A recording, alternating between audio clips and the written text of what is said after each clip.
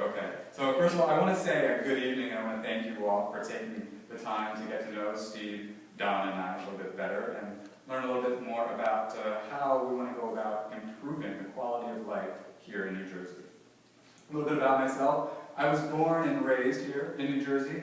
When I was a kid, my parents got divorced, so I got to enjoy time with my father and my stepmother in Cream Ridge, which is quite rural, and some time with my mother and stepfather in Robbinsville, which is more suburban. I was not interested in politics as a kid, not whatsoever, or as a teenager. When I was a kid, I wanted to be a movie star like John Travolta or Marlon Brando. As a teenager, I wanted to be a poet like Jack Kerouac. Then as a young adult, I grew fascinated with philosophers like Arthur Schopenhauer and Friedrich Nietzsche. So I began studying philosophy at college, and independently on my own as well. Despite my fascination with philosophy, I never thought much about political philosophy. I was more interested in questions such as, do we have free will? Or how can I know one way or another? I attended King University, but disliked the urban environment, so I transferred to Florida Gulf Coast University. The campus was beautiful, but I just didn't enjoy the courses, unfortunately. So instead, I decided to devote myself to writing and took a semester off. I lived in Miami Beach, working various jobs and writing, but I decided to move back to New Jersey and give Mercer County Community College a try. I remained unsatisfied with my education, took one semester off, another semester, again living in Florida, this time in Tampa, and decided once more to give college a try. Yet again, unfortunately, none of my fundamental questions about life were being answered. So I decided to study literature on my own, take my education in my own hands. I did a lot of writing. I took care of my father, who was suffering from Parkinson's disease. About 6 months later, he passed away. I then wrote a book, self-published it, and tried to sell it. To be blunt with you, I don't like the book. I disavow every aspect of the view of life I held upon when I was writing it and promoting it. In need of a source of income, I applied for a job at a grocery store, Super Fresh. That was the first one, and I spent the last 3 years working in the grocery store industry. As some of you know, I have worked at three major grocery stores in this area, and 2 of the 3 years I worked at McCaffrey's. Although I have been working at McCaffrey's, I've also devoted my free time to writing, studying philosophy, and the news. One notable philosopher I discovered was Ayn Rand. Although I've come to disagree with some of her ideas, as I have become a Christian and she is an atheist, I agree with her that no person has the right to be coercive, to violate another person's self-determination or steal his or her private property, to commit fraud or theft, to be violent. And we have the right to decide what is or is not for our own good. We have the right to make mistakes and to learn from them. If the government doesn't allow us to learn from our mistakes, how can we ever learn to become responsible people? Like Steve was saying.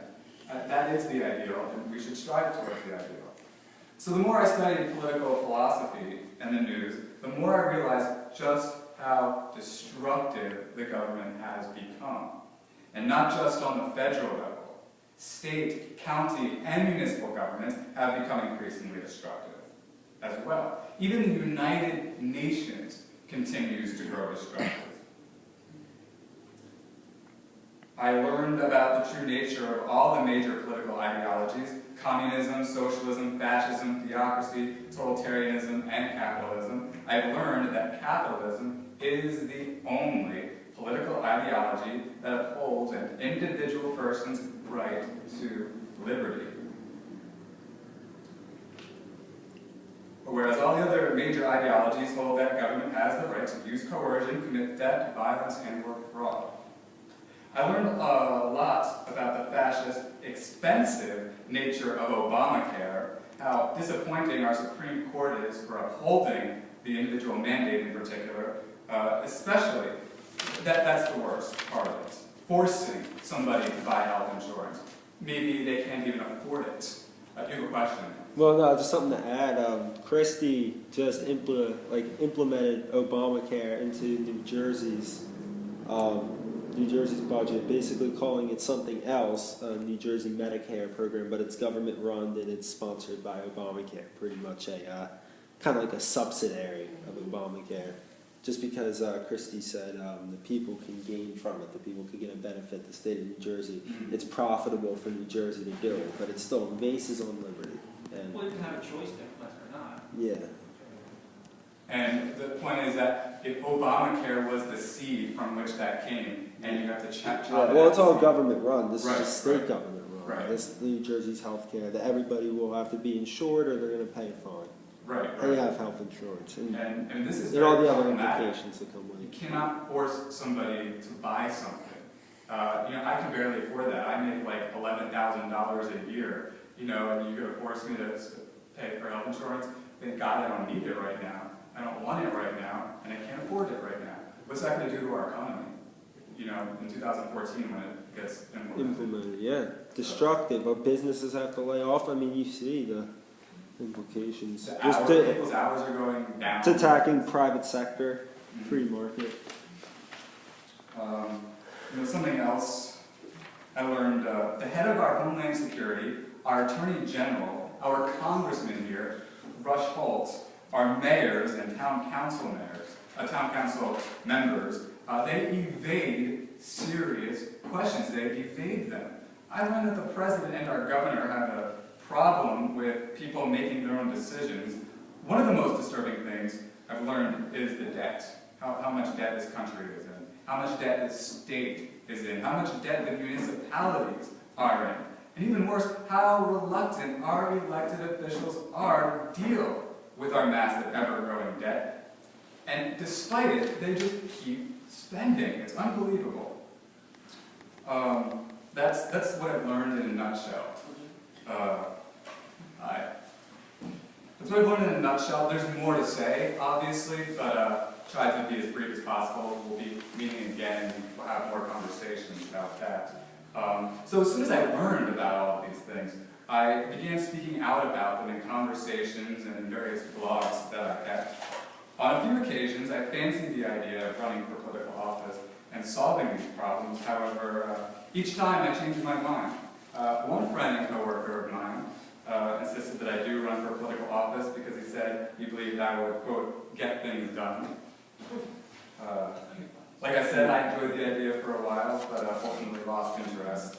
I thought it would be a losing battle, sadly. But last March, another friend and coworker of mine insisted that I run for political office. He's a very kind, smart man, so I thought it would be logical to at least consider what he had to say, consider his advice. And after contemplating the idea, I decided that since nobody else I knew was going to run for office and try to give us back our freedom and our money, and since it's an issue I'm very passionate about, I might as well do it. I discovered that this year's elections would be held in our district for General Assembly. Decided that's what I wanted to run for. So just a few weeks later, I attended and spoke at the New Jersey Libertarian Convention.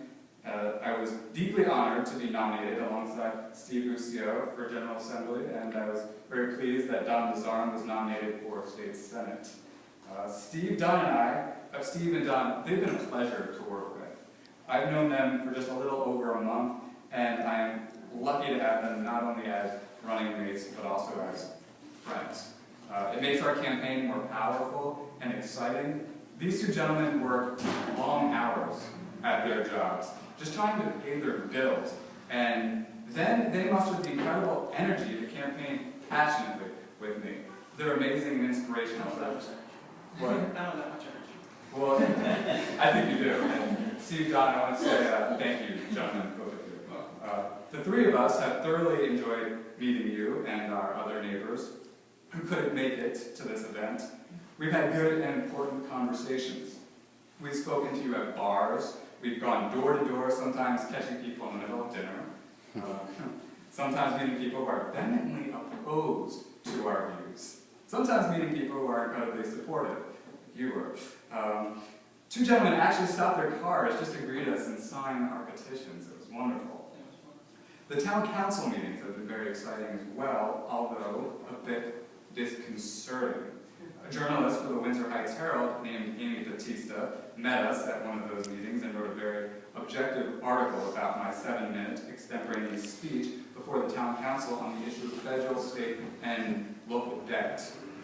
Unfortunately, instead of responding to my concern about the debt, Mayor Janice Mironov and the town council members constantly insisted that I stop speaking throughout that speech, and then instead of responding to me, they said, "Thank you, we appreciate it," and changed the subject. So that's not really what you call a response. And when your elected officials aren't responding to you, they should be fired. The school board meeting we attended was also disconcerting. Other than a few comments in praise of the new and improved school literary magazine, and ideas on how to have better curriculum fairs. Now that's not better new improved curriculums, that's curricular fairs. They talked about that. There was no real discussion about improving the quality of education for the students, or cutting a little bit of spending, or even having the conversation. I was the only one in the public to comment, and the comment I made was actually in reference to the administrative code, which mandates that the schools analyze how students learn or fail, get this, based on what color their skin is, or how much money their parents make. I said I thought that was a bad idea, since it kind of divides students and treats them as merely members of a group, a socioeconomic group, or a racial group. And that's the problems that troubled this country 200 years ago. We don't need to bring that back. This doesn't treat students as unique individuals with personal strengths and weaknesses. Nobody at the school board responded to my comment. However, I did recently have an interesting conversation with a private school teacher who said the more personal attention a teacher can give her students, the better the students will learn. And I agree, and that's something we need to talk about in terms of what we're paying for. A lot of you have told us that you're tired of paying higher and higher property taxes. And as Steve may have mentioned, one of the reasons this is happening is because the state is holding on to money that belongs to the municipalities. The Tax Energy Receipts Property Tax Relief Fund, that's what it's called. Now, if the state returned this money to the municipalities, and if the municipalities in the state stop spending more and more money, our property taxes will go down, which would be great.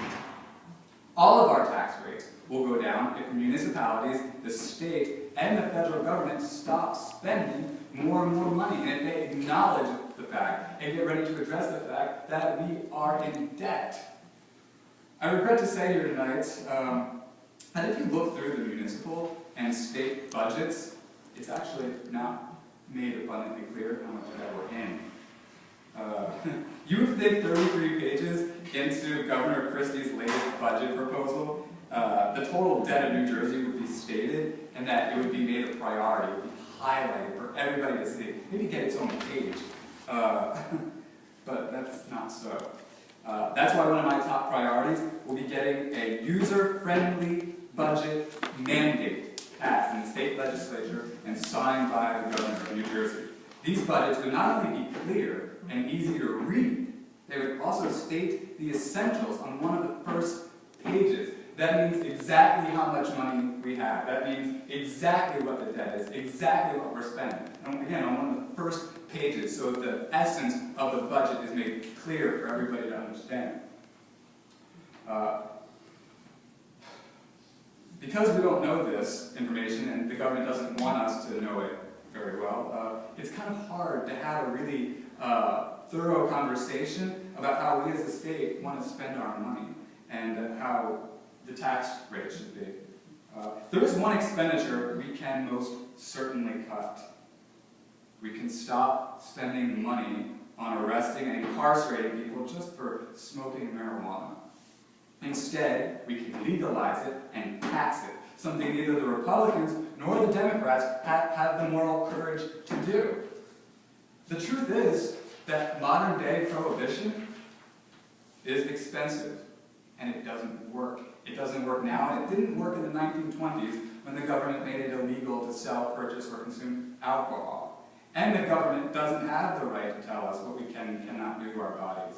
and most politicians in office today think the government does have that right. In added fact, if we legalize marijuana, that's money that we're not spending, we can tax it and get more revenue and address all of these fiscal problems that we're suffering from. Address the debt.